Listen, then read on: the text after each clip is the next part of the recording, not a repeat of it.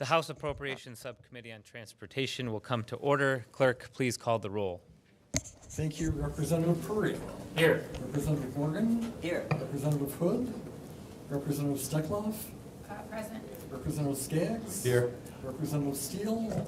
Representative Borton. Here. Sir, you have 5 of 7 members. You have a quorum. Thank you. Representative Steckloff moves to approve the minutes from the Transportation Subcommittee meeting from last week on March 6th. Without objection, the minutes are approved. All right, with that, welcome back, everyone, to everyone's favorite subcommittee. I'm very excited for this hearing today because, and I know at least a few of my colleagues are excited for this one, as we're going to dedicate most of this meeting to conversations revolving public transit. We have a long list of speakers scheduled today, so we're going to try our best to shuffle through and get everyone some time to present. We do have a hard stop later today, but we're going to try sticking to the schedule here. And so we're going to kind of jump into it. We're going to begin by hearing from the Michigan Department of Transportation, the Michigan Department of Transportation Office of Passenger Transportation, and Gene Russman, and the MDOT Office of Rail, and Peter Annerster. Hopefully I got those names right. And whenever you're all ready, please go ahead. Thank you very much. Thank you, first of all, for inviting us to speak to you today. And it is my favorite subcommittee, so I agree with you there. I'm just going to take a few minutes to explain to you what the Office of Passenger Transportation does, a few of our exciting projects, and a few of our pain points. And I'll try to speak quickly because I know that we have a lot of people to get through today. So the primary functions of the Office of Passenger Transportation, or OPT, as we call ourselves, is oversight of public transportation and shared mobility. That includes local transit, specialized service, marine passenger, public marine passenger, intercity bus, ride sharing, and van pooling. We receive and distribute state and federal funds. We oversee the subrecipient expenditures because we do provide matching funds for the federal funds. So even if we don't directly receive the federal funds, we still make sure that the state funds are being utilized properly. We're also responsive to federal mandates, so we make sure that all the transit agencies and our office are in compliance, especially our subrecipients. And we try to partner with providers and stakeholders. We are a part of the public transit team in this state. For private bus carriers, we do also have a role, which is little known. We do regulatory oversight of Public Act 432, Motor Bus Transportation Act. We conduct vehicle safety inspections on private motor coaches to make sure that it's just the safety of the buses. So just to make that clear, it's not drivers that we are overseeing on there. And we provide service to them to make sure they know how to maintain their vehicles, that they know how to do that important piece of staying in business. We try to help them stay in business, not put them out of business. So there are several state programs that I'm sure you're all aware of that we receive as line item appropriations in the budget, local bus operating, which I will be talking more about later when we talk about pain points, transit capital, marine passenger, again, that's the public ferry boat systems. Right now, they're just in northern Michigan. Intercity bus, we do contract for the northern routes in the state because those were abandoned by the private industry. They simply weren't profitable, but they provide an essential link for people to the national network. The specialized service / transportation to work program are 2 lines that we combined into one to better match where the federal funds were. Specialized service is a 100% state-funded operating program for more of the human service type agencies that are focused more on the needs of seniors and people with disabilities, but are still open door public transit. And the ride sharing and van pooling, we do operate and contract out for the Michivan program, and hopefully some of you have seen those Michivans around the state. We help subsidize those so people can have a consistent shared ride into primarily work. Some do use it for school as well. And then service initiatives is the funds that we use to do the more innovative projects, to test out new technology, to help people try innovative service models, and also to really focus on regional transportation. I will not go through this list, but this is the list of federal programs, and these are just mostly the formula programs that second to last line, discretionary grant programs. There are an endless number of discretionary grants now under the IIJA or bill, whichever you'd prefer to call it.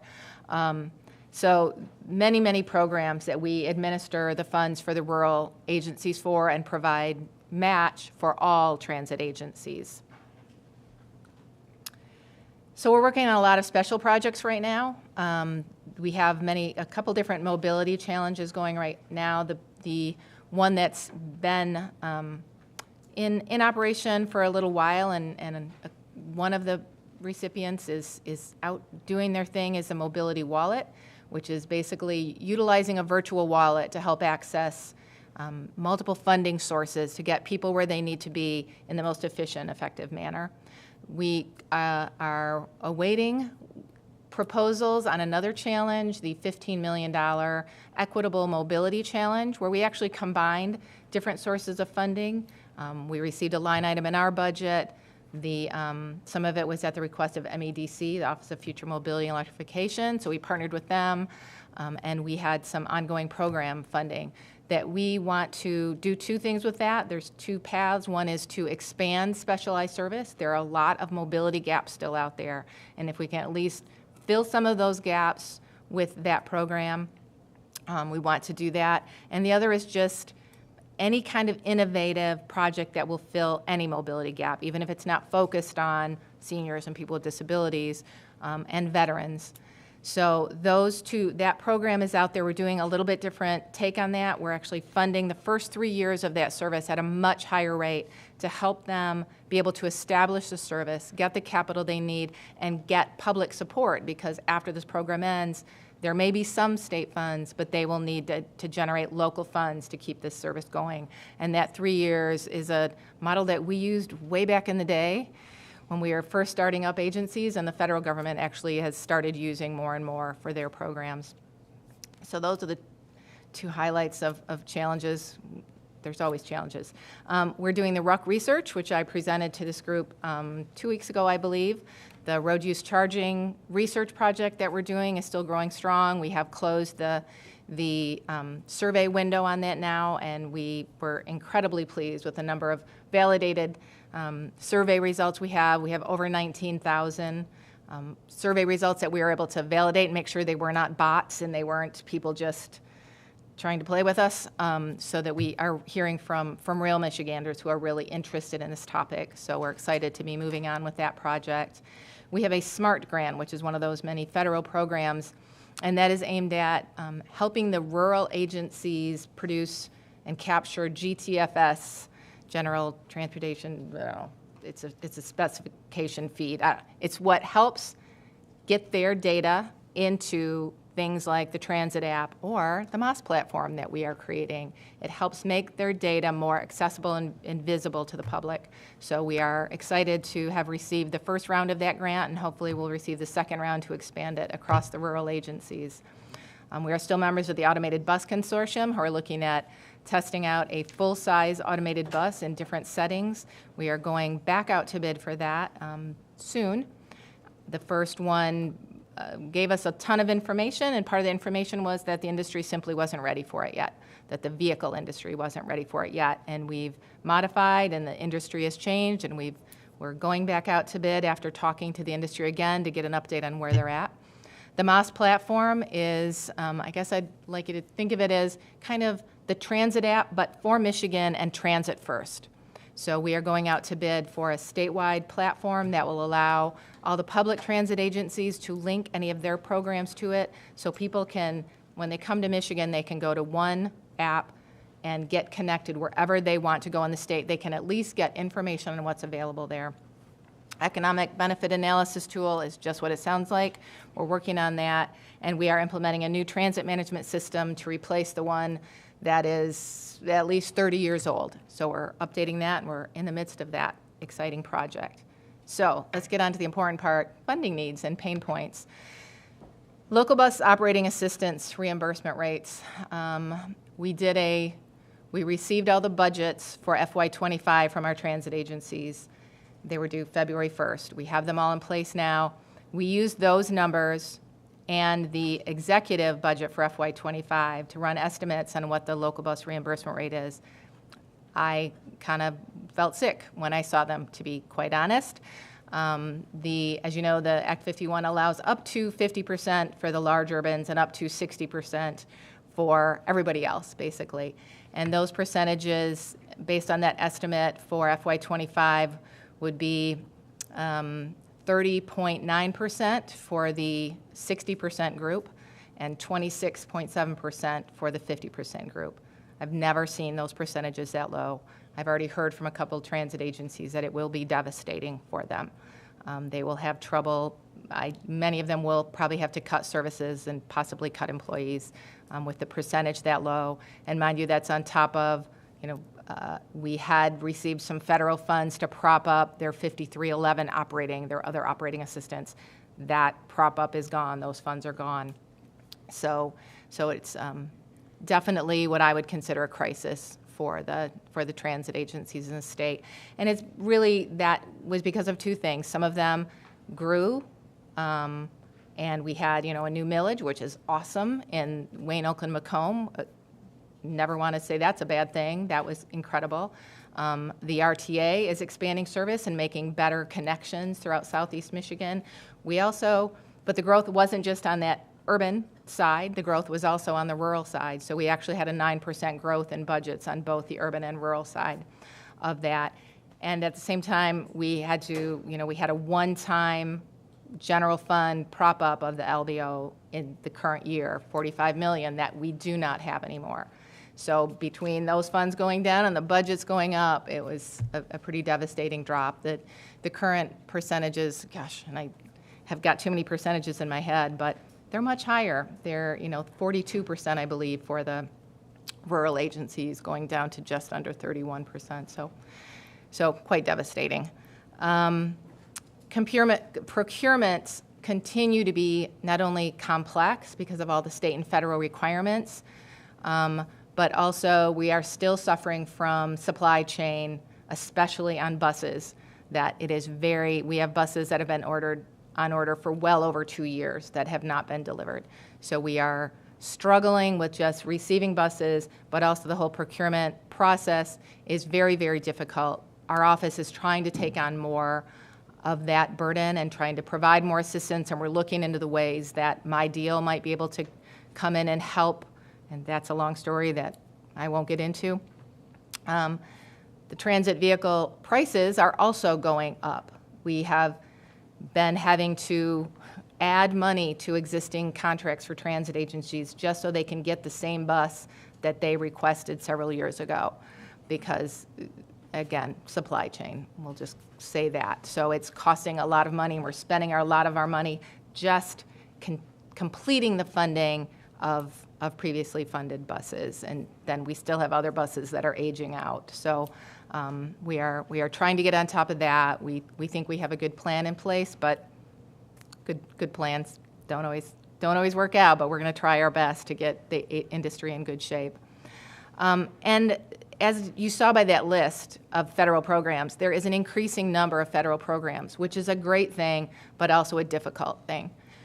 And it's not just the USDOT. Luckily, there are other programs and other departments that have funding programs that now realize that including public transit as an eligible recipient gets people to be able to take avail of the projects that are being put in place, and that we are part of the climate fix.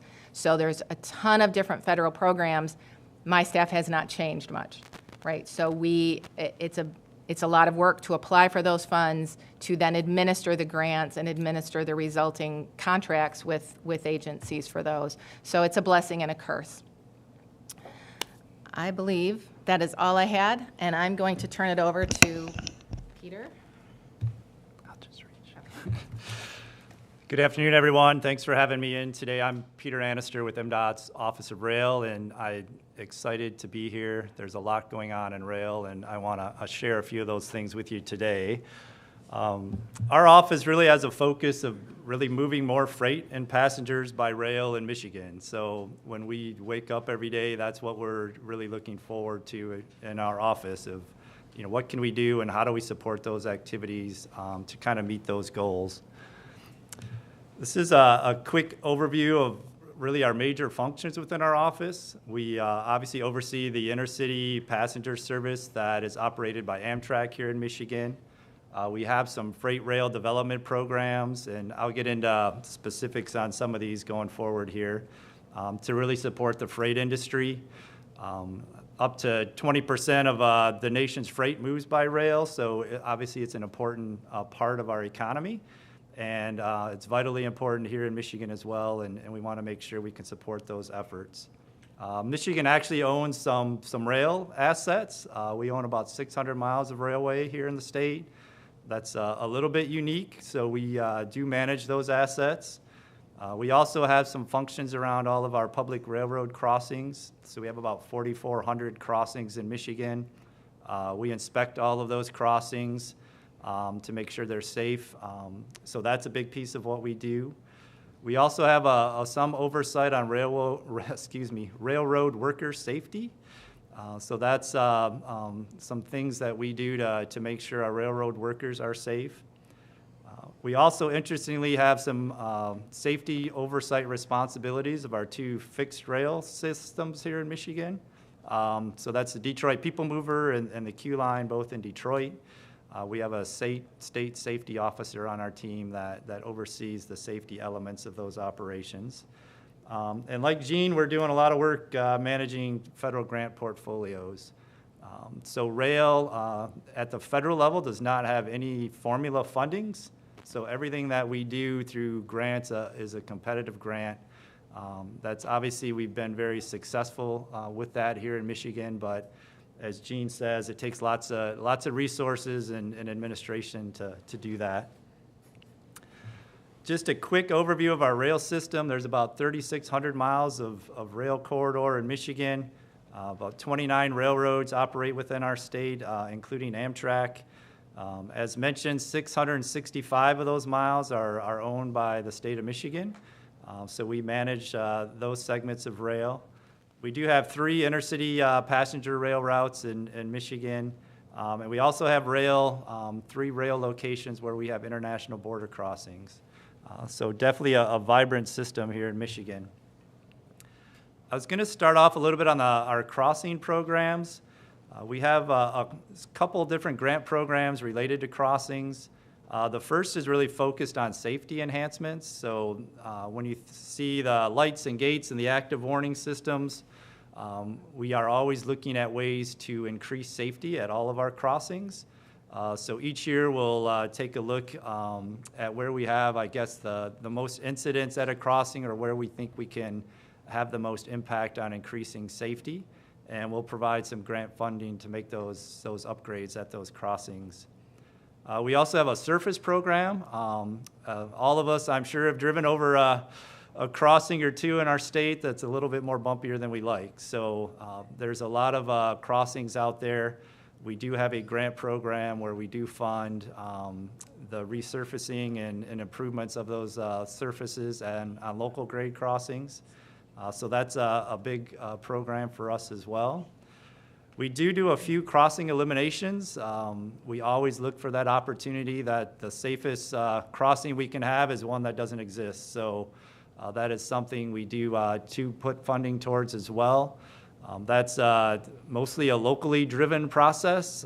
If really that's got to be something that the locals want to do and find acceptable in their communities, but we do have some funding that we can support those projects with. And then there's grade separation projects. So obviously there's been some funding appropriated the last couple of years for grade separations. We really look at those as more of a road project in the Office of Rail, but obviously there's a lot of involvement from the railroads on those projects. So that's something we assist with as well in regards to crossings. On the freight side, we really have 2 programs that I thought were worth mentioning.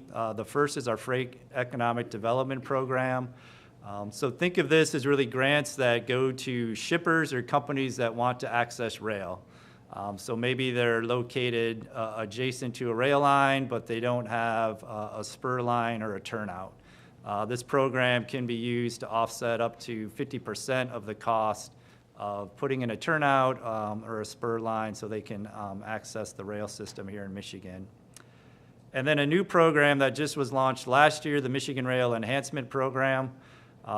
This is a program that provides grants to any railroad here in Michigan to look at safety improvements, capacity improvements, efficiency improvements, but anything that we think can have a good impact on shippers and people using our rail system here in Michigan. So the map up here, you'll see some of the locations in the last couple years that have projects funded under these two programs. Just today, I think we're announcing the FY24 awardees for the Michigan Rail Enhancement Program. So there's 11 projects and a little over $20 million that's going to be awarded to railroads in Michigan this year for that program. So pretty exciting about that. We do have two existing grants on the freight rail side. One is to do bridge and track upgrades on some of our state-owned lines between Ann Arbor and Traverse City. That was a 2021 CRISI grant. And then in 2022, we also received a CRISI grant to replace the Manistee River Bridge, which is up in northern Michigan, and a key connection point up to Traverse City. So those are active projects that we are secured federal funding for. Future opportunities, we're really putting a focus on making some additional improvements to the Detroit Intermodal Freight Terminal in Detroit. We're likely to seek some federal funding in some upcoming rounds for that project. And then really we're going to put a focus on bridge replacements. We have a lot of really old bridges on our railways here in Michigan. So we need to find ways to start replacing those and refurbishing those. On the Amtrak side, you'll see we have 3 routes here in Michigan. The green line from Grand Rapids that goes into Chicago is our Pierre Marquette route. The blue line from Port Huron to Chicago is our Blue Water route. And then the red line is our Wolverine, and that services Pontiac, Detroit to Chicago. We have 5 round-trip frequencies on those routes currently. So 1 round trip on the Pierre Marquette and the Blue Water, and then 3 current round trips on the Wolverine, all of those going to Chicago and back. We have 22 station communities that are active on those routes, and we've made a lot of investments. Communities have made a lot of investments in some of the station facilities in those communities. So that's really an important connection point. And I wanted to point out that all of our services here in Michigan are under what's called Amtrak state-supported services. So any route in the country that's less than 750 miles falls under a state-supported route. And that basically means the state is responsible for funding that route. So any costs that exceed ticket revenue that's brought in for those routes, Michigan provides that difference through state funding. Amtrak also has long-distance routes, and then the Northeast Corridor. Those are funded more through federal resources on those routes. But there's about 20 states in the country that have these state-supported services. A really quick view is ridership. We were pretty steady around 800,000 riders a year. We did have a dip with COVID that obviously impacted our ridership, but as you can see, we're gaining pretty close, getting back up to those pre-COVID levels. I'm hopeful in this fiscal year that we get there. We did see last October we had the highest ridership we've ever had in October, so there is definitely lots of demand out there for rail, and we'll continue to keep pushing forward. I'm also excited to say that we have some new equipment in Michigan that we share with 3 other Midwest states, Illinois, Wisconsin, and Missouri. The passenger cars on the left are called venture cars. We just, this past couple months, placed the last of those new venture cars into service in the Midwest. And on the right is our Charger locomotives. Those have all been placed into service a couple years ago. We do have 16 cafe cars that will be placed into service this fiscal year, so in 2024. So that's the last piece of this, this new equipment that will be put into place on all the Midwest routes, including Michigan. Some of the activities that we're doing on the passenger side, we have 6 active FRA grants related to our passenger routes. You can see some of those activities. There's bridge and track improvements, curve modifications, safety enhancements, track equipment resiliency. So all those are in process now. The big news is that Michigan in December was selected, all 3 of our existing routes, for the Corridor Identification Program. So this is a program that will allow us to enter into a federal program that will provide federal funding to really develop a service development plan for each of our 3 existing routes. And this will allow us to look at how do we continue to make improvements and efficiencies on those routes to increase reliability, while also looking at increasing frequency on those routes. As part of that, we did apply for an extension on our Wolverine route to really extend service from Detroit into Windsor to really try to connect us to Canada. So that's something that will be part of this corridor ID as well. And then we were also a co-applicant with the Ohio Rail Development Commission on a route between Cleveland, Toledo, and Detroit. And that's important for us because that'll provide a direct easterly connection to Amtrak, where now if you want to go to DC or New York by train, you basically have to go back to Chicago and connect there. In the future, we'll continue to look at grant opportunities, really looking at adding or thinking about some intrastate routes here in Michigan. So that's something that I think we're looking at learning more about and seeing what the demand and how that might look. Station upgrades, bridge replacements, track improvements. These are all needs that we'll continue to have on our state-owned routes and services. So those are a lot of the things we're looking at for grant opportunities. On the regulatory side, I did mention, we have regulatory authority for our public crossings. We are also able to issue maintenance, deficiency, and regulatory orders at those crossings to make improvements. And then mention the railroad worker safety and the safety oversight of our fixed guideway systems. And then final slide, future challenges. Mentioned no federal formula funding for rail. Again, so this makes planning difficult and implementing projects difficult. If you're not quite sure if you're going to get a discretionary grant and when you may get awarded that funding. So that's something we're working at the federal level with a lot of the rail association groups throughout the country. It makes it a little inefficient for resource utilization on those competitive grants. If we do add additional frequencies and routes, we'll need additional funding and equipment for those things. So our equipment that we've got with the Midwest is pretty tight now. And a lot of the routes we use, they're definitely shared routes with freight railroads, so there is some questions of capacity and how that looks in the future. If we're adding more passenger routes and they're adding more freight routes, how is that going to really come together? As Gene mentioned, cost escalation is a big thing as well. Our projects are getting more expensive. Rail operations are getting more expensive. So that's a concern for us.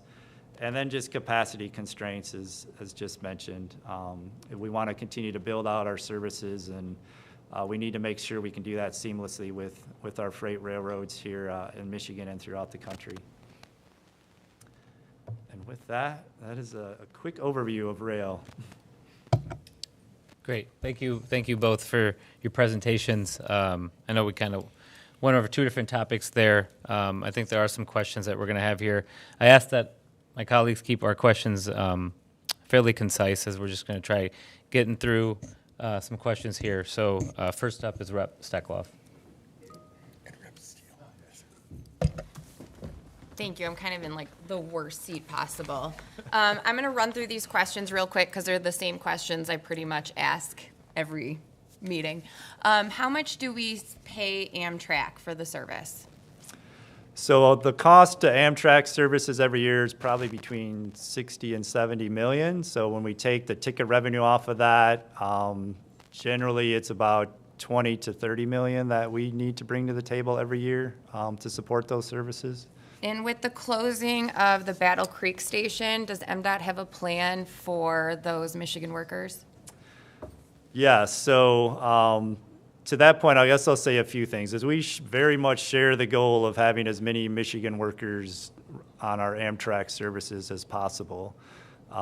We haven't closed the Battle Creek crew base yet. Just yet. But it's always been the vision that if we can get our run time down on that route under 6 hours, we won't need to stop and change crews in Battle Creek, which saves us time and makes our routes more efficiency. And we're very close to that threshold of run times under that amount. So what we've decided to recently is not add additional workers to that crew base, because it's very likely in the near future that we are going to make some adjustments. In talking with Amtrak, it doesn't sound like anyone will necessarily lose their jobs. There's plenty of need within the Amtrak system, and including here in Michigan, to have those workers either work out of the Grand Rapids crew base or the Detroit Pontiac crew base. And obviously, we'd like to see that as well. You know, I guess the big thing is cost consideration. I mean, we have the ability to tell Amtrak we would like everything we do serviced with Michigan workers. That, you know, unfortunately may not be the most efficient way to do it, and would probably cost us, you know, additional dollars to do it that way. So we're trying to definitely do a balance of how do we provide an efficient, cost-effective service while promoting as many Michigan workers as we possibly can in our services. Okay, yeah, Amtrak has told me they're planning on moving everyone to Chicago, so I just want to make sure we're keeping them in the state of Michigan. Yeah, I mean, I'd Then- love to hear who at Amtrak told you that, because that's not. Okay, well, we can talk offline about All right. that. Rail grade separations, do we have any type of ranking system for which rail grade separation is up next? We don't, and I guess there's, two reasons why that MDOT doesn't do that. A lot of those are local roads, so it's really a local decision if they feel like there's the need there or not. And then second is, you know, how do you measure that? Is it based on, you know, number of cars per day, number of trains per day, you know, number of blockages per day? Are there other things that can be done to address some of those issues? You know, maybe a yard track needs to be extended, right? So when they're loading or unloading a train, it's not blocking that intersection anymore. So we haven't put together a list of crossings or for grade separations. I know there's a number since I've been on board that have been mentioned, you know, probably 5 or 6 throughout the state that pretty much get mentioned you know, every year. consistently. And I know there's some funding that's been provided for some of those projects. So unfortunately, I don't know that any of them have the full funding they need to get fully implemented yet. Do we have anything that's looking at train length to help out some of those rail grade separations, to find out timing that people are being stopped? We don't, although that's a big discussion point at the federal level, and I think FRA is doing a study now on long train length, so we'll probably follow the lead of FRA on what they find and what they determine for that. One last question. I know we're running out of time. I've been waiting for you guys. With the rail safety, we have a few areas that have absolutely no safety along some of the major cities and the rail. For instance, I just went to Albion to check it out because I hear a lot of complaints over there, and that is, I'm surprised there's not more deaths there. It is one of the most dangerous places I've ever seen on our rail crossing. Is there any plans to fix that?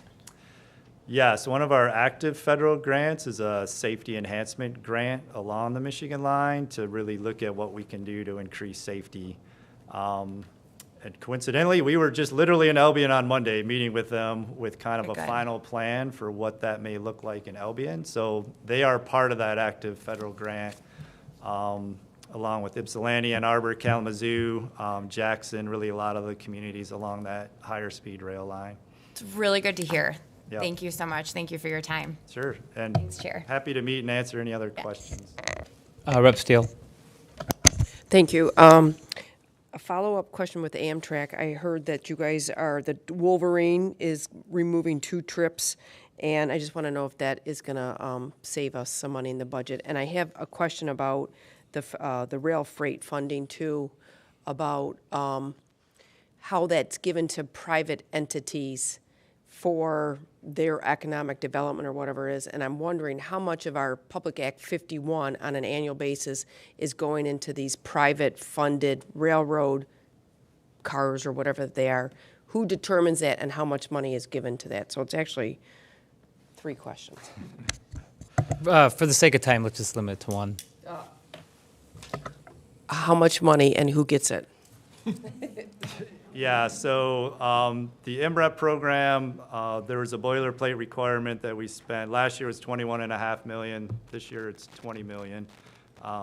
So that's kind of the threshold that's in boilerplate for what has to be spent for freight. We also, in addition to that, from the Freight Economic Development Program, there's probably an additional $5 million that would be spent on projects that would support, shippers and that.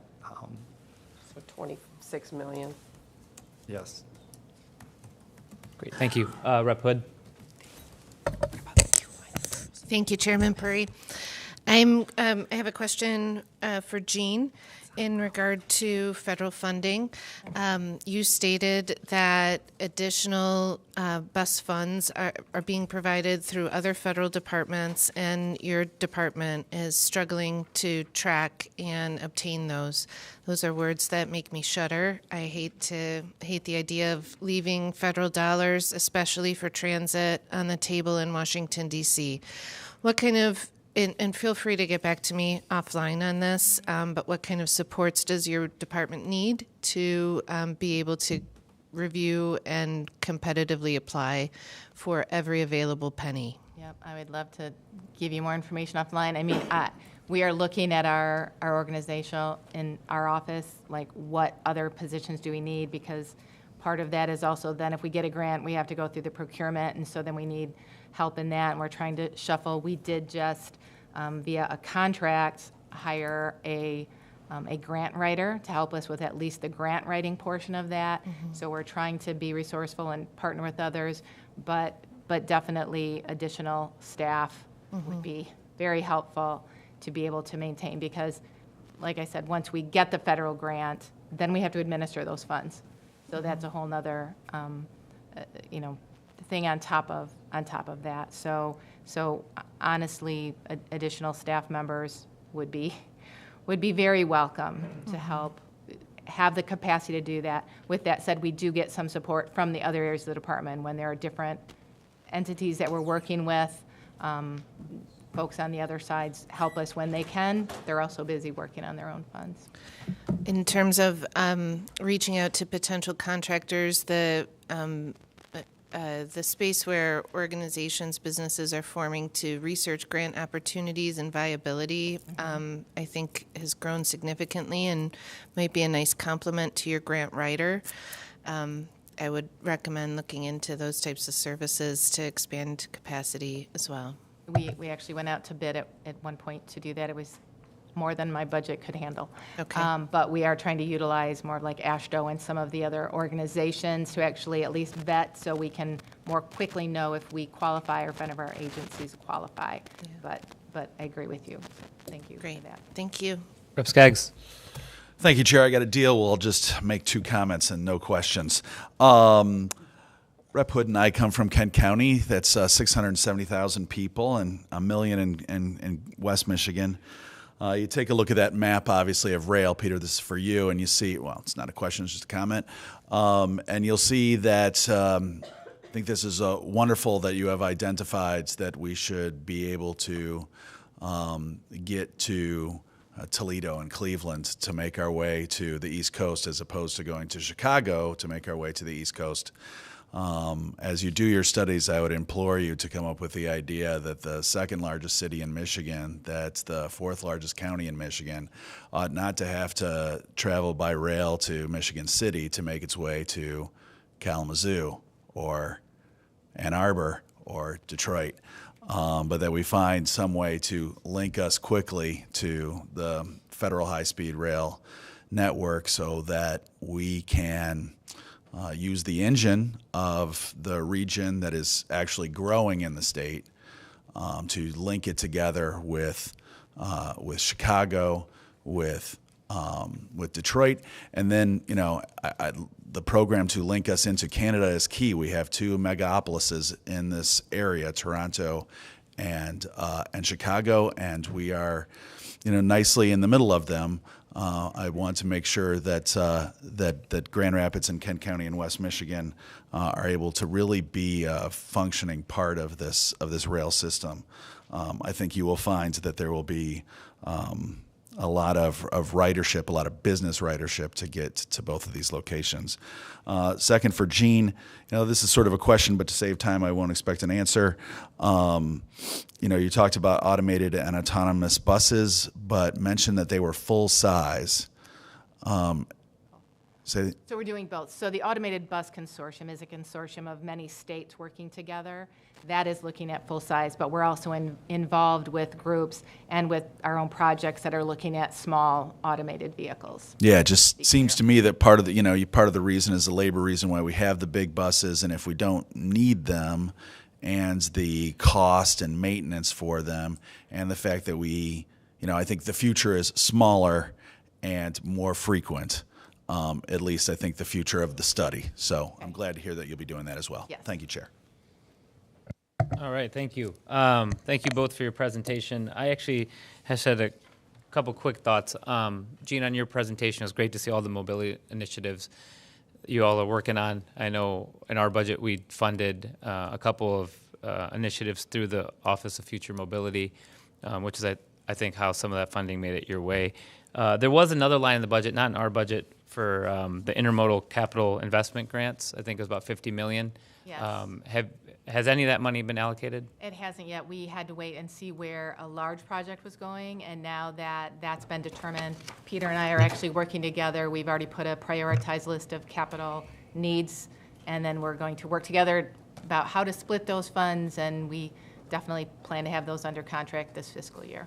And the second question is, as we talk about the CTF and some of the restrictive nature of that, I hate that we need to kind of compete with bus and rail and some of those things, but how can we more prioritize local bus operating to make sure that it is sufficiently funded? That's a darn good question. We'd love to have that figured out. I think there are several things that can be done to just protect different people within that pot. And I guess I'll go there because, we need more funds in there in general. But we also have to keep the other parts of our operation. We need to keep transit capital. If you don't have capital, you can't operate. If you don't have operating, there's no need for capital. But there are some major forces, and it does tend to then get to be a competition between different size agencies. We definitely want to see Southeast Michigan grow. That scares the smaller agencies, right? Because that growth impacts the amount that all of them get. Any one agency's growth means the reduction of funds from another agency. So looking at a way to help protect different groups within that while still providing sufficient opportunity for growth, of course that will take more money, but I would say we might want to look at a way to hold harmless when there's growth. And if that's a separate pot of money to prop up growth, or if it's walls, barriers between the different categories of providers, large urban, small urban, rural systems, that's something to at least consider. I don't know if that's the answer, but I think it's something we need to look at just to help protect others. But I do want to make it clear that all of the programs that we have, all those line items in our state budget, they all serve an important need in the overall transportation network. So I would hate to see one of them gutted to prop up another one. So it really is additional funding that would be needed. Sure. Okay. Well, thank you both.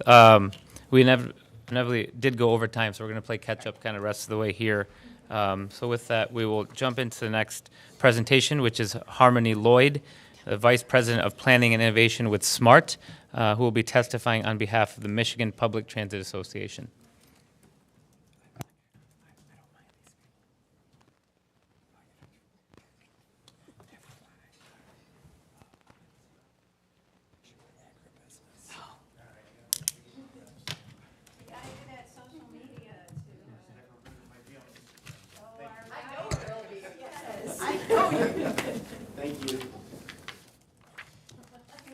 Members of the committee, thank you so much for giving us the opportunity to talk today. As I was introduced, I am the vice chairperson of the Michigan Public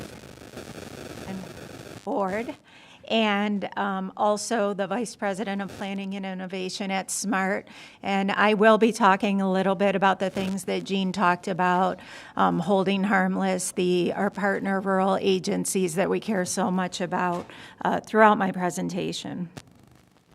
So just a little bit of context. MPTA represents 60 providers across Michigan. Where you see a bus, that's a transit agency that we represent. And we really work to be the voice of advocacy and support from those very rural, very small systems to the very large systems that provide tens of millions of rides a year and everything in between. So I'm always impressed and always learning from my transit colleagues about the different challenges that we face based on the sizes of our agencies and the populations we serve.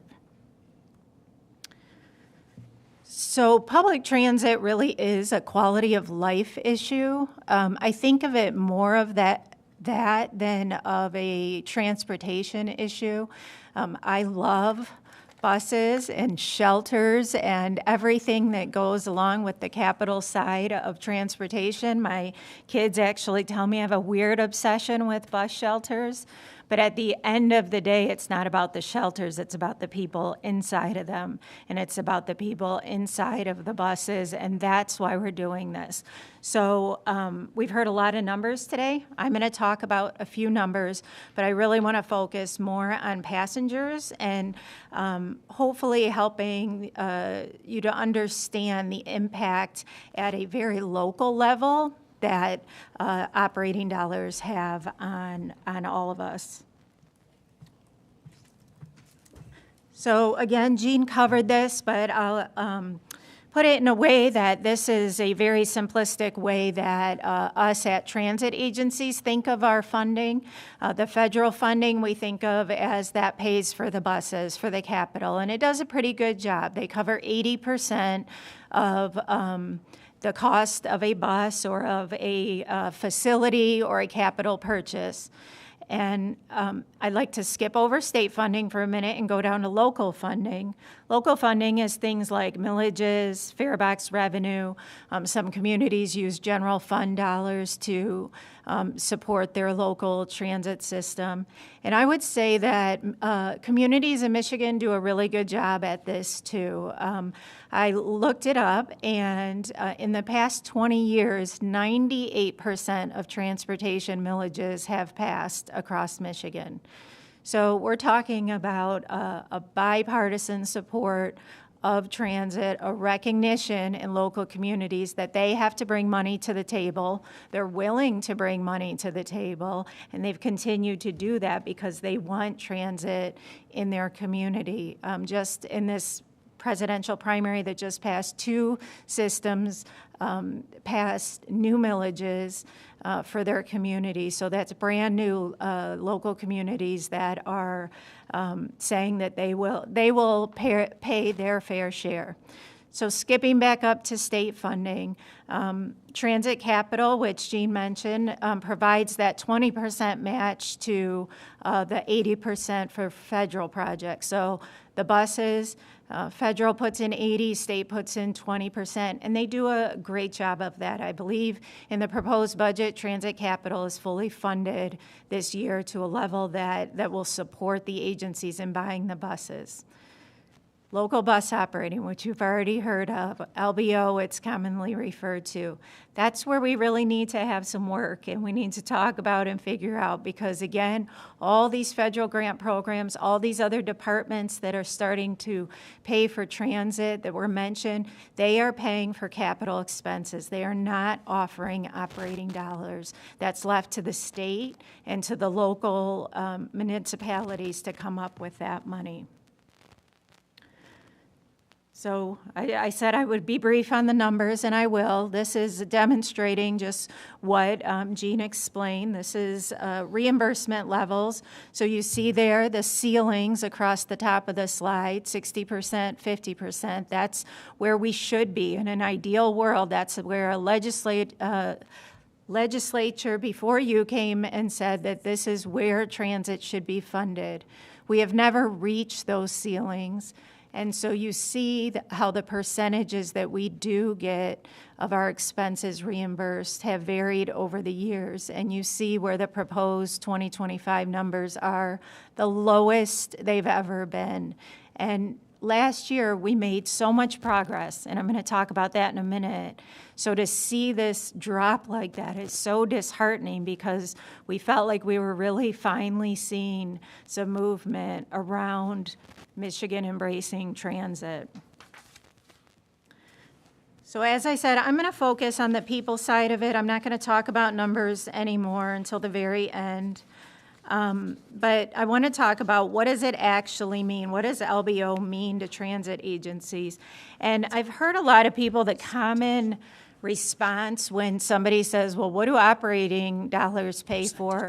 We'll say, oh, they pay to keep the lights on. That's the standard response, and that's true. But keeping the lights on obviously isn't compelling enough to keep LBO funded where it should be. So we need to focus a little more, dig a little deeper to explain to you what we do that's more than keeping the lights on. So I have a couple areas that we've focused on, and these are completely coincidental, not at all related to the areas you might serve. So we'll start with Roscommon County. I talked with their executive director, a great guy, and he was sharing that there is no hospital in Roscommon County, and yet seniors are 35% of the population. And he said that oftentimes the seniors have moved to Roscommon, and their children, their grown children, have stayed in the southeastern or southwestern part of Michigan. And so the seniors are left to be independent, but also to deal with medical issues on their own. And so transportation for medical appointments is a huge issue, and transportation for seniors that are discharged from a hospital in another county, sometimes as far as Ann Arbor and Traverse City, they need to be able to get home. And so Roscommon County Transportation Authority has a program to do that. And quite incredibly, ridership has been doubling every year since this service went into effect in 2017 and 18. So, you know, the need is there. If they don't have local bus operating, they can't meet that need. And that's a very real need of people not getting care because they don't have transportation to it, not being able to get home from a hospital that could be hours away from where they live. I think it's also impressive, Roscommon County will pick people up from the hospital 24 hours a day. So they are ready to respond and be nimble in the way that they do. I don't have it on this slide, but I also, in reading the news, saw that there's an Amazon distribution center that's going to be built in Roscommon County. And I don't know if you've heard from them yet, but I promise you that if you haven't, you will. Transportation for their workers will be an issue. I have a lot of experience. All the transit agencies that are represented here have a lot of experience with Amazon and other distribution type businesses that need to bring workers to those jobs, and oftentimes transportation becomes a barrier, and then they look to transit agencies to assist them to get those workers to jobs so that they can run these companies and make money and put money back into your community. The next one is the Ride in Ann Arbor. They are an amazing organization. They passed a significant millage a little while ago that has assisted them in being able to bring a lot of new programs online. One of those, just an example, is, again, the jobs issue. Workers from Ypsilanti cannot get to jobs in Ann Arbor. And so the Ride is starting a new service, the Washtenaw Avenue Express Bus, and it will very conveniently and efficiently be able to open the door for workers to be able to access more job opportunities. And I wanted to say these two last examples are both ones of connecting communities. This should not be considered innovative. Connecting communities and being able to help people to go from one county to another or one large community to another should be what we do. And the idea that these are new programs and that they're still considered innovative shows how much work that we have to do. But what I can tell you is that transit agencies know this, and they know how to fix this problem. It may be in a patchwork solution right now because of the years of underfunding, but we can figure this out. We don't need studies. We don't need councils to tell us to improve transportation. We need dollars to be able to run buses and add buses like this one and pay the driver who drives that bus and the fuel that goes into it. And then we can create you an amazing transportation system in Michigan. The Rapid in Grand Rapids, again, a large agency that provides an array of programs to meet the needs of their citizens. This was one example that I thought was compelling. They had a lot of great stories on their website, so if you haven't been on it, I encourage that you do. But this was a short video. I've screenshotted it about a passenger, a young passenger. This is a real story. Who has autism, and because of Grand Rapids bus system, because of the Rapid, he's able to work. They interviewed his employer, and he does it independently. They also talked to his sister, and she said how much it increases not only his quality of life and independence, but hers too, that she doesn't, that she knows that he can safely get to work, that he can work, and that she can go about the other things she needs to do in her life. And I saw that at the Rapid, 80% of the Rapid's riders through passenger surveys indicated they're using it to get to work. So when you think about an economic driver, this is quite literally an economic driver for people to get to jobs. And finally, of course, I'd be remiss if I didn't mention SMART, my own agency. We are in a growth phase right now, an exciting phase. As you all know, Oakland County passed an all-in millage, and we have been working tirelessly since that millage passed to begin to expand transit. We've had a lot of successes. We've started routes in areas that haven't had transportation in 20, 30, sometimes never in their community. And I've spent a huge amount of time going out in the public, like you all do, and talking to them to ask them what do they want to see, these communities that haven't had transit, what do they envision it looks like? And what strikes me the most is that no one ever says we don't want transit in our community, even if they didn't support the millage when it was being debated. They say, I wasn't a millage supporter, but it's here now, and so now I want to know when you're bringing transit to my community. Or if they already have it, they're saying, how can we get more? How can we get higher frequency? How can we better serve our seniors and the people with disabilities so that they have access all the time and in a safe, efficient way to get to doctor's appointments or the grocery store or other basic needs? So we are developing routes. We're going through a process. It's called SMART smarter mobility. If you hear it, if you're one of the people that represent Metro Detroit, we hope you'll be a part of it. We're not only focused on Oakland, we're looking at Macomb and Wayne communities and making expansions there. And then I'll just mention one of the things we also hear that I've heard over and over again when I'm out in the community is the importance of those late night hours of operation. Metro Detroit is a second and third shift working community, and so buses that run from 8 to 6 are not going to cut it. They don't meet the need that people have to be able to get off work at midnight and safely get home, or to work the midnight shift and go in at 11 and get off at 7 in the morning and be able to get home.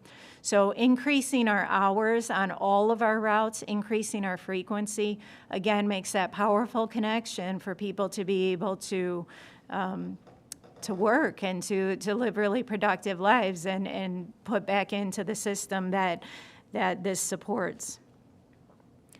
Here's just a few examples of things that are outside of the, the people examples that I've talked about, although they still connect to that, and they look at the way transits are being innovative to meet needs. Route expansion, I talked about it a lot in Metro Detroit. I'd be happy to go into much more detail for anyone who wants to know that outside of this.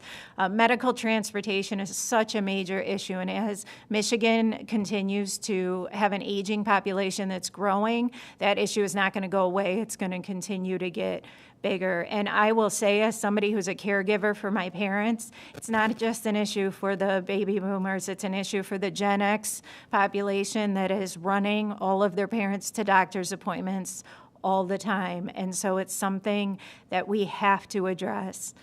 There's a few transits that are working on projects where they partner with other organizations to look at putting housing near transit agencies, to provide childcare, community gardens, and these aren't things that transit is paying for, that MDOT is paying for. These are partnerships to be innovative in meeting riders and employees' needs, so we have this effective array of options for transit agencies. Smart bus shelters, and I don't mean smart as in smart, I mean smart with the technology that bus shelters are now coming with. Bike racks on buses are so critical. Clean energy, we continue to talk about the best ways to move forward with low-emission buses. And looking at the resources we already have, park and rides and carpool lots that MDOT operates, using those as mobility hubs so that buses can pick up passengers who want to carpool into communities for work. We don't need to build a separate lot for that. We can let buses utilize the lot that's already there and put a shelter and some lighting there, and then encourage people to carpool, but do it on a bus. That's really the definition of mass transportation. So I'm almost to the end, but I do want to quickly mention the rural transit funding. We want to continue to expand in Metro Detroit. If you only Google Metro Detroit transportation, you're going to see a ton of articles that say how awful it is. We want to fix that. We know we can fix that, but we don't want to do it at the cost of the rural transit agencies. And if you look at this chart, it's just a quick visualization of what they are facing. In fiscal year 25, you have the federal funding, that's the blue, the state funding, that's the yellow, and then the green, that's the gap. And you see how big that gap is, that local rural communities are being expected to come up with 51% of the funding to keep their agencies going. They don't have it. It's just not there. And we are going to see deep cuts if that doesn't get corrected, and it can be corrected by the state increasing the amount that they're returning to those communities. Finally, a request, and I think you'll all know what it is. We hope that, and it's only one, we hope that, and we request that LBO be restored to the 2023-2024 level of $261 million. We can keep doing the work we're doing, and we can keep advancing and growing on it if we have that money and we're not worried about how we're going to keep the lights on. And then we hope that eventually we'll reach that full statutory ceiling of 50% and 60% that really would make transit in our state run the way that it can and should be. Thank you. Great, thank you for your testimony, Harmony. I appreciated the background and just learning about the externalities of transit and obviously the demand that exists and the benefit it provides to communities. And I think just a summation of a lot of our conversations today is just the demand's there. We just need to find funding source to adequately fund these initiatives. We're going to kind of stick to the plan here and go on cruise control. So I'm going to ask my colleagues to please ask any questions of Harmony offline. Harmony, again, thanks for coming up and joining us. We're going to get into the next speaker, who will be Megan Owens from the Transportation Riders United. Megan, please limit to I think 3 minutes here. Thank you. That should work. And I did pass out two sheets that hopefully add a little more to what I'm going to share. And I share this on behalf of the thousands of riders, hundreds of members, and dozens of allied organizations we work with. For decades, public transportation has really been an afterthought for most legislatures. They maintained a tiny sliver of funding to ensure that seniors weren't stranded in their homes when they retired from driving, but transit has been left out of major increases in other forms of funding and in other transportation bonds. And I want to say to you, Michigan cannot afford to make transit an afterthought anymore. One of the fact sheets shares at least 20 different data points as to why transit's essential, not just to seniors and people with disabilities and working families, but also to economic development and health and safety and so much more. I want to spotlight 3 of those quickly. First of all, the governor has made it a high priority to make life more affordable for the people of Michigan. And yet most Michigan families spend more than 20% of their entire household budget just to drive around the places that they need to go. And as WXYZ reported just yesterday, a lot of Michiganders are struggling to maintain a car for every single person over 15 in their household. So in order to make Michigan a truly affordable place for young people and for families to live, we've got to invest in realistic, convenient alternatives to everyone having a car. Transit has to be a major budget priority, not an afterthought.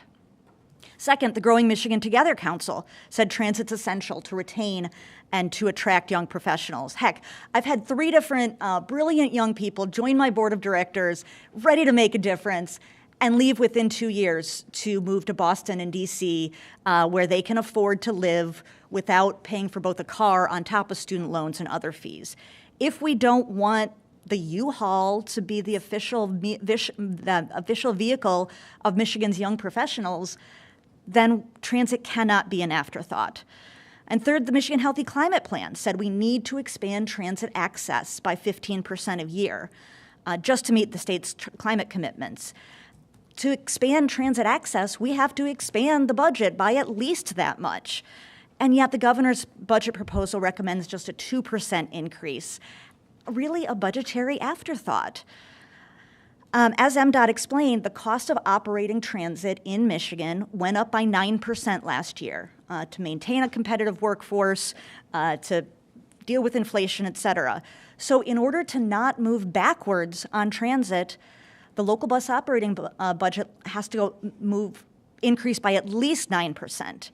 And if we're going to really follow through on Michigan's commitments and to make Michigan an affordable and attractive place where people want to live and work and invest, you must provide public transit agencies more than just survival-level investments, but to truly invest in excellent service. Thank you. Appreciate your testimony and the expedited version of it. So thank you. We're going to stick on cruise control here and jump into Steve Solis, the president of the ATU Local 1039 Lansing, and Melvin Turnbow, President of ATU Local 836 from Grand Rapids. Thank you, gentlemen. Thank you. Please keep it to 4 minutes. Thank you. Good morning. Good afternoon, Chairman Pooley and members of the subcommittee. My name is Steve Solis. I'm the president and business agent of ATU Local 1039 in Lansing, Michigan. Mr. Turnbow is the president of Grand Rapids ATU Local 836 for the Interurban Transit Partnership in Grand Rapids. And we have been selected by our peers from all around the state, from SMART, Detroit, Kalamazoo, Jackson, Battle Creek, to speak to you guys today. So much of what I had prepared has already been said, so it makes this a whole lot easier. I'm going to just hopefully just speak to fellow people interested in doing what we can for transit. I've been a bus operator 34 years. I rode the bus as a kid. It made a difference. Here's what I see day to day on the street. We have seniors using it at a higher rate than ever. We have students using it at a higher rate than ever. And more importantly, we're running into people who are in the 20s and even early 30s, relying on public transportation in a different way because of affordability. One of the things I wanted to talk to you about today was everybody's saying it, the local bus operating. Guys, we can have all the buses in the world and the fanciest bus stops and all the nicest buildings. It doesn't mean anything if there's not funding for somebody to operate that bus, fix that bus, make sure it's safe. We run into staffing issues, huge staffing issues all around the state. And it becomes even a safety issue when folks are required to work many more than 40 hours a week just to provide the minimum levels of service we're at. Pre-pandemic, we carried far more people than we're carrying right now, and last year was over 30 million people. 2013 in Lansing, the CATA system, Lansing, East Lansing Meridian, was over 11 million.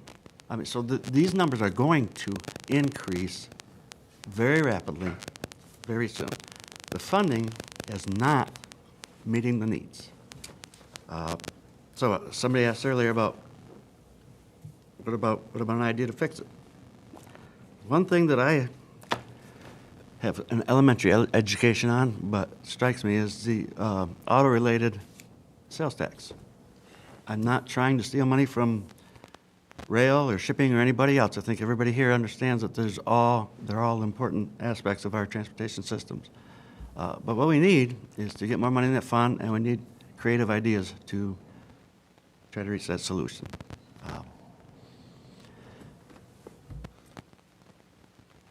Younger folks, retaining the newer, younger people we have in the system has been a real challenge. Largely due to forced overtime, mandatory nights, weekend shifts. They want a work-life balance. These are all issues that can be addressed with funding, with proper training, and we asked today to take a good look at the line item veto, or line item local bus operations, and that's what I have. Melvin? Thank you. Is this on? Okay. Thank you, Chairman Puri, for having us here. I echo exactly what President Solis has said as well. I'm from the Grand Rapids area, so when the gentleman there said he was represents Kenton County, and I just jumped for joy, within my seat. We're having and experiencing some of the same issues across the region as everyone else. It's okay to, purchase buses and refurbish our facilities, but at the same time, we have to realize that we have a serious crisis of workers not being available. And by increasing that local bus funding formula line item would help that tremendously. A lot of our bus operators are working serious overtime just to meet family needs. And these are the things that we're trying to change. I heard we have employers in the region that need their employees to get to their jobs. But in the Grand Rapids area, we have cut the services, so we're not able to get them to their jobs. Some passengers have complained to me as a bus operator that they have to go in, 2 and 3 hours earlier because that bus that they were depending on later in the evening is just not available. So they're having to go in early just to sit around so they make sure they're at work on time. These service cuts has affected that as well. Pre-COVID, we were okay, that we had the late night service, but since that service had been eliminated, since COVID, that service has been eliminated.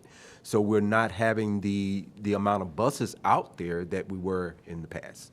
So those are the things that we're advocating for, is to increase that funding and to meet the needs not only of our passengers, but also of our bus operators, because they are working tremendous amounts of overtime and not being able to spend time with their families and things of that nature.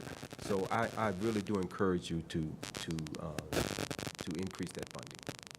Thank you. Great. Yeah, thank you both. Thank you for coming into town to testify. I appreciate. It's my pleasure. Thank you. Yeah, appreciate your testimony. We'll move right along to Steve Vagnozzi, the Government Affairs Coordinator for the Michigan Association of Railroad Passengers. Steve, hopefully I got your last name right.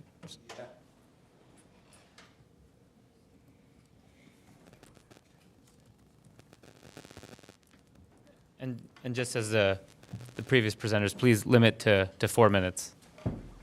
Okay. I'm Steve Vagnozzi. I'm the Government Affairs Chair of the 50-year-old Michigan Association of Railroad Passengers, and I'm here today to give you a quick comparison and demonstration of the positive effects of increased frequencies. What we put together was a comparison between the state of Michigan service between Detroit, Pontiac, and Chicago, the Wolverine, and the equivalent train in North Carolina called the Piedmont, which is Charlotte to Raleigh. As you look at the Wolverine side of this chart, we've been at the same number of trains since, well before 2005. And you can see every time on the right side, they added a train in North Carolina between Charlotte and Raleigh. When they went from 1 to 2, they had a 116% increase in ridership. When they went from 2 to 3, they had a 46% increase in ridership. When they went to 3 to 4, they had a 21% increase in ridership. Those pale if you look at the overall comparison. Essentially, we've been stagnant. We have the same riderships in 2023 that we had in 2005. They have 500%, 5 times the ridership that we had.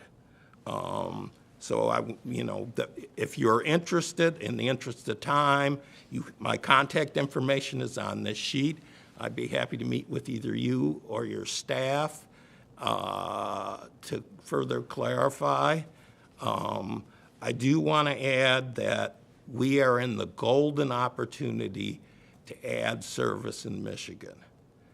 And the reason I say that is one of the federal programs out of the IIJ provides startups operating support. Today, the state of Michigan gets nothing from the federal government for passenger rail. Under one of the many grants that they created was an operational startup declining support grant so that we could start with federal match as high as 80 to 90%, declining over 6 years. So that's an opportunity that we can't afford to miss. I'd be happy to answer questions about some of the that were raised earlier. If you reach out to me, I'm going to stop now in the interest of time. I appreciate you being timely with your presentation, stopping right on time there.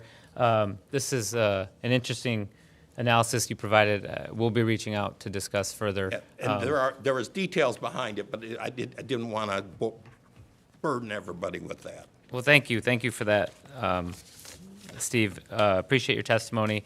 There were a couple other presenters today. Unfortunately, we're going to cut it off here. We do have a hard stop, so I'm sorry to the presenters that we weren't able to get through. And thank you all for our speakers today. We're going to continue to try to have these conversations with this.